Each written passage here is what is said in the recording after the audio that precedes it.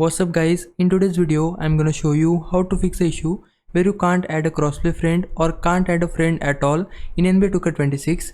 A lot of people are dealing with this right now, and while 2K might patch it soon, I'll show you a few easy workarounds that actually help. So first, go to features, then settings, and scroll all the way down to the bottom. You should see an option for crossplay. Make sure that's turned on. If you don't see it, it might be because you're on Xbox. For some reason, the Xbox version doesn't show that setting in game, so you'll need to turn crossplay on from your Xbox settings instead. Once that's done, press L1 and R1 or LB and RB to open the friends list. Try typing in your friend's 2K name and send them a friend request from there. Also, double check that your friend requests are open. Both you and your friend need to have them enabled. If that still doesn't work, there are a few other ways you can get around it. First, try joining a mutual friend.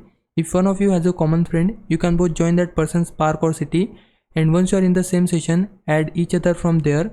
If that doesn't work, try joining the anti-app at the same time.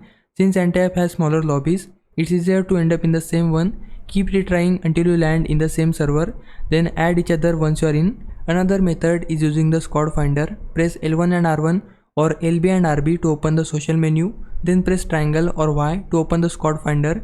Make sure you and your friend set all the same preferences, things like game mode or playstyle. Then both of you hit find squad at the same time. That increases your chances of matching into the same squad, and from there you can add each other as friends, and that's it. Those are the all main ways to fix unable to add friend or crossplay friend not showing issue in NBA 2K26. Hope this helps you out. If it did, like this video and subscribe my channel. For now, thanks for watching. Bye bye.